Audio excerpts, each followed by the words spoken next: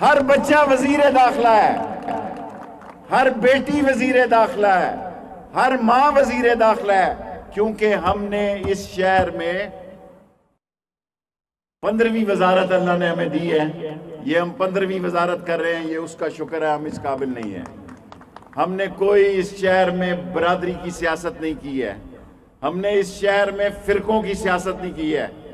تمام عالم دین قابل احترام ہے۔ جو کچھ فضل الرحمان صاحب اور غفور حیدری صاحب نے تقریر کی ہے کراچی میں ان کو معاف کرتا ہوں۔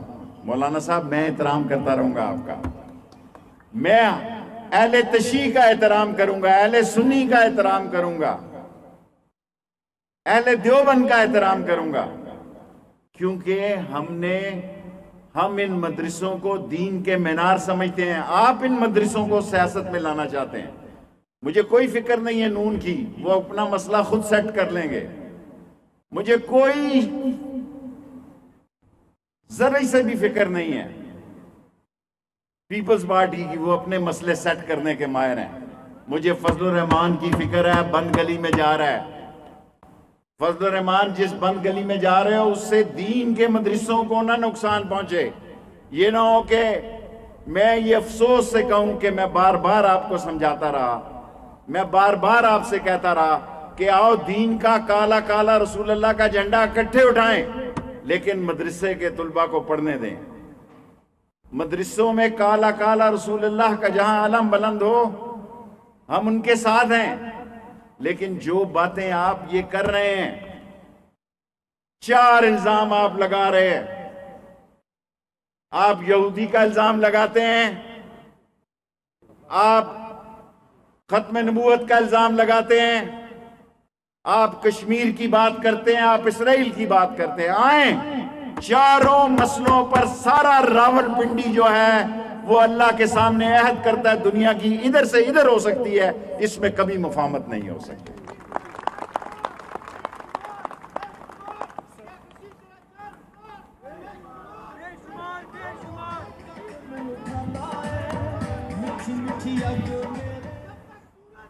مہربانی مہربانی مہربانی بھائی، بس اب نئی، پہلے پاناما تھا، اب پاناما 2 آ گیا۔ مجھے تو پتہ ہی نہیں تھا کہ $7,50,000 شہباز صاحب نے نیب کو دیے، مجھے تو پتہ ہی نہیں تھا کہ نئی جائیدادیں نکلنے جا رہی ہیں۔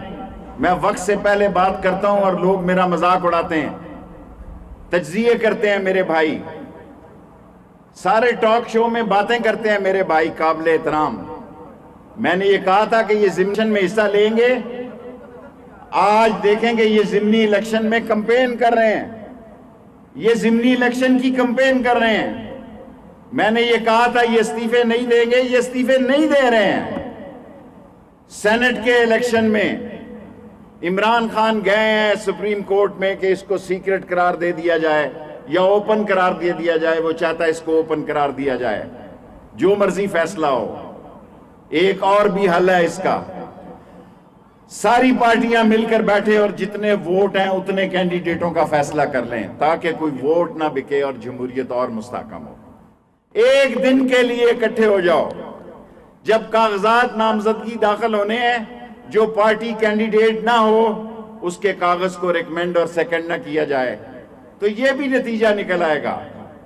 اور بڑا انہوں نے شور پہنایا ہوا ہے کہ منی لانڈرنگ، اس سے کم لوگ تھے حضرت ستی صاحب، آپ یقین جانیں اس جلسے سے کم لوگ تھے جو الیکشن کمیشن کے آگے آئے، جو پتہ نہیں کہاں سے لائے، کہاں سے آئے۔ آپ اسی طرح آئیں جناب، لانگ مارچ کی تاریخ بتائیں۔ میں وارڈ نمبر 27 میں میں پی ڈی ایم اے سے کہنا چاہتا ہوں، آپ جناب تاریخ بتائیں کب آپ نے تشریف لانی ہے۔ اسی طرح آئیں جس طرح الیکشن کمیشن میں آئے ہیں، آپ کا استقبال کریں گے، آپ کے رستے میں کوئی رکاوٹ نہیں کھڑی کی جائے گی، کوئی رکاوٹ نہیں کھڑی۔ لیکن بندے اپنے لے کے آئیں، بندے عمران خان نے نہیں دینے، آپ بندے اپنے لائیں، بے شک جہاں سے مرضی لائیں، بندے اپنے لے کے آئیں اور قانون کے دائرے میں آئیں، آئین کے دائرے میں آئیں، جو آپ کا حق ہے۔ اب تو بلاول کہتا ہے عدم اعتماد لائیں گے. عدم اعتماد لاؤ، ایک دفعہ چھوڑ کے 100 دفعہ لاؤ. سینٹ کے اجلاس میں ادھر 66-65 آدمی تھے، ادھر اندر گئے تو 44 ہی رہ گئے، 11 ممبر ہی غائب ہو گئے. 11 ممبروں کو نظر لگ گئی.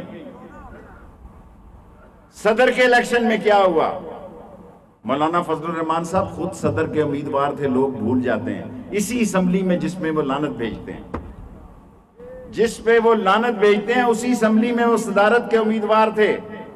اسی اسمبلی کے لیے 2 لوگوں کو ٹکٹیں دی ہیں، انہوں نے ابھی ٹکٹیں دی ہیں.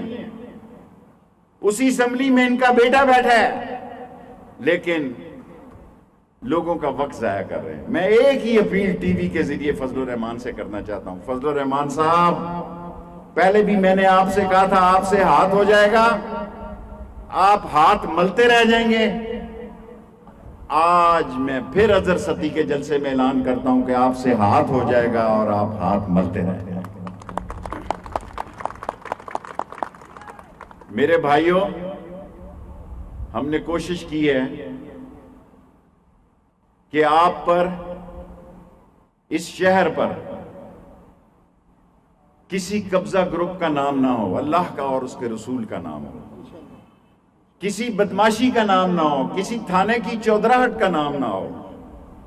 انشاءاللہ تعالی یہ جستجو ہم جاری رکھیں گے. اور عمران خان کی قیادت میں یہ نہیں کہتا، حالانکہ کئی دفعہ عمران خان صاحب مجھے کہتے ہیں، میں ایمان کی حد تک سوچ کے یہ کہتا ہوں کہ مہنگائی اس لیے بھی ہوئی کہ چوروں نے بہت لوٹا، لٹیروں نے بہت لوٹا، کرپٹ لوگوں نے بہت لوٹا. بجلی اس لیے بڑھنی پڑ گئی کہ ان لوگوں نے ایسے معاہدے کیے کہ یا ہم بینک کرپٹ ہو جاتے، ہمیں آئی ایم ایف کے پاس جانا پڑا، آئی ایم ایف کی شرائط میں رہنا پڑا، آئی ایم ایف کے مسئلوں سے ہم نکل نہ سکے، اس کا بوجھ آپ لوگوں پہ پڑا. اگر آپ یہ سمجھتے ہیں کہ عمران خان کو اس کا ڈر نہیں ہے، آپ خدا پہ یقین کریں. خدا پہ آپ یقین کریں، شاید ہفتے میں وہ 3 میٹنگز کرتا ہے، لیکن خزانے کو لوٹا اس برے طریقے سے گیا. شکر ہے کہ ریمیٹنس آ رہی ہیں، باہر سے لوگ پیسے بھیج رہے ہیں کہ ہم اپنے پاؤں پہ کھڑے ہو گئے ہیں. ہم اپنے پاؤں پہ کھڑے ہو گئے ہیں، اور اس پاؤں پہ کھڑے ہونے کے لیے انشاءاللہ تعالی جو عمران خان نے خدمت کی ہے وہ رنگ لائے گی. پاکستان آگے جائے گا. اس سال کے اندر انشاءاللہ اس مہنگائی اور بے روزگاری کو ہم کنٹرول کریں گے. میں اظہر ستی صاحب کا تہ دل سے شکریہ ادا کرتا ہوں، اور پی ڈی ایم اے کو آخری پیغام دینا چاہتا ہوں.